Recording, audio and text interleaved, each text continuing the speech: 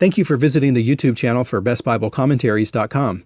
In this video, I'm excited to answer a question I got from a viewer on J. Vernon McGee's Bible Commentaries. Before I get to that, I invite you to subscribe to this channel. Also, I would appreciate it if you consider hitting the like button on my videos, as that really helps my efforts on YouTube. J. Vernon McGee was one of the most popular Bible teachers of the 20th century. And when it comes to his life and ministry, I found that there are three questions people generally ask. One is, why were his Bible commentaries so popular? The second question people ask is, why did he leave the Presbyterian church? And the third question people ask is, was he a Calvinist? Now, this video is mostly going to concern J. Vernon McGee's commentaries, but I have written an article on my website creatively titled, Why Did J. Vernon McGee Leave the Presbyterian Church?, where I get into that issue and also answer the question of, was he a Calvinist? But beyond my summaries of that, I have actually embedded audio of J. Vernon McGee himself answering both of those questions, why he left the Presbyterian Church and if he was a Calvinist. So I will mention answers to these questions later in the video. I don't want to leave you hanging, but if you want more depth on those topics, I invite you after the video to follow the link in the description box and read that article. Also, have you used J. Vernon McGee commentaries before? Do you like them? Leave a comment down below and let me know your thoughts. So let me show you one of these paperback editions of J. Vernon McGee's Through the Bible commentary series. This is the Genesis chapters 1 through 15. J. Vernon McGee used the King James Version of the Bible in his commentaries. The biblical text is in bold, and he usually prints 2 to 4 verses and then gives about 4 to 5 paragraphs of description. The commentary, according to its reading level, is introductory. According to its content, I would describe it as instructional and devotional. There are a lot of people today that use J. Vernon McGee commentaries during their daily devotional time. So, for example, they will read Genesis chapter 1 in their Bibles, and then they will pick up the J. Vernon McGee commentary like this and read what he has to say about about Genesis chapter 1, so they understand the text, so they get more explanation of the text, and they get some devotional reflection as well.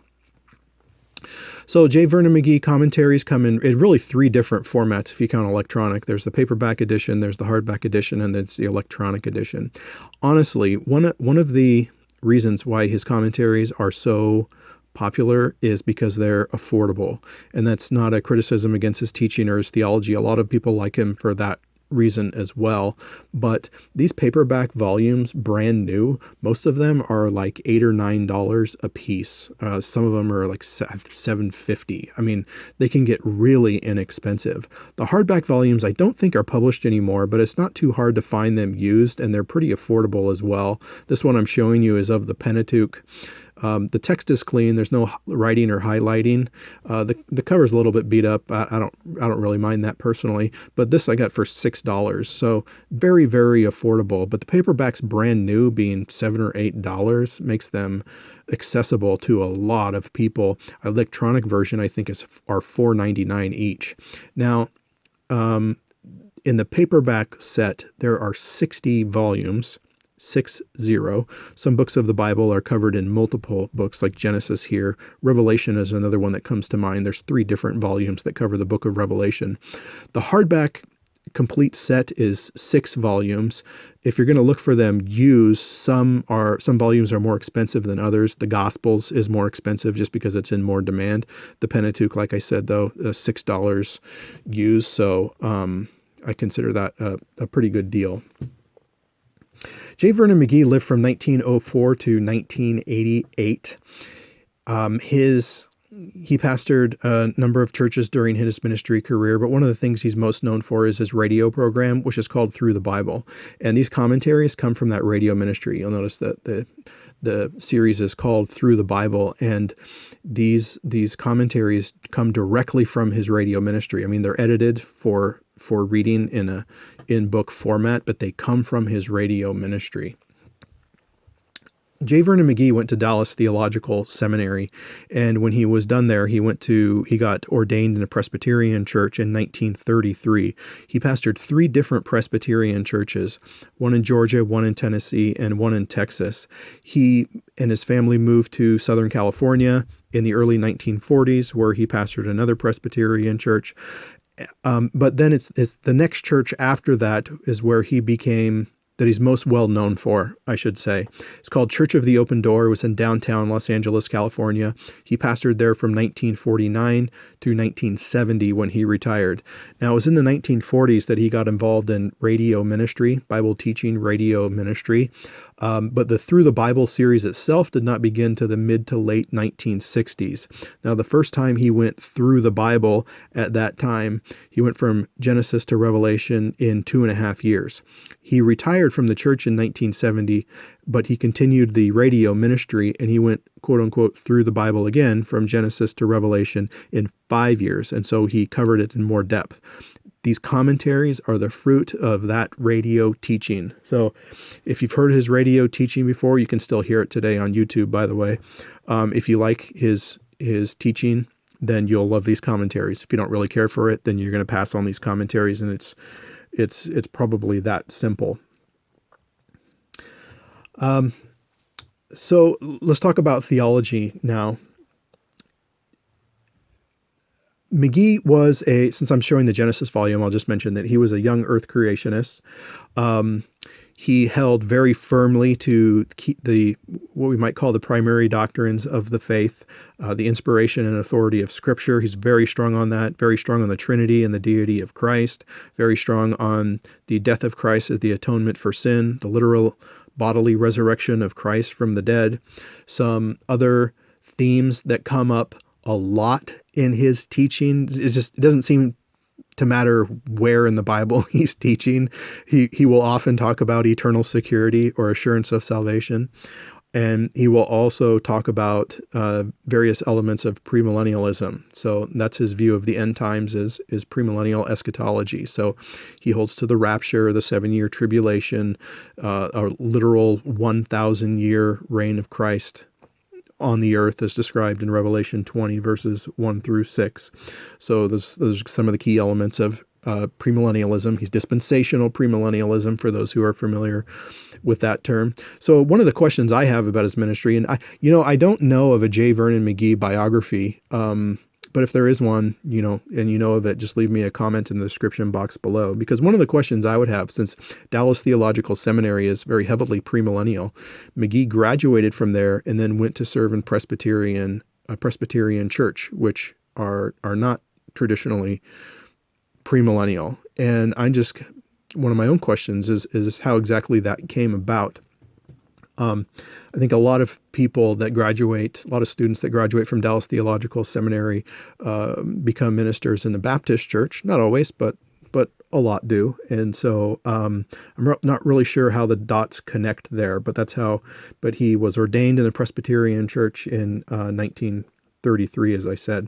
So let me return to that in just a moment. I want to share an academic review before that. Now, in 50 years of academic journals, I can only find one academic review on McGee commentaries. And I think partly that just reflects the nature of the commentary. These are very introductory in nature, and they're not going to be a resource that many scholars use. And so academic journals, which are the kind of reviews that I like to consult and share about on my channel, are just, quite frankly, they're not going to be as interested in these volumes. But I did find one, and that's from the Concordia Theological Quarterly, is what the journal is called.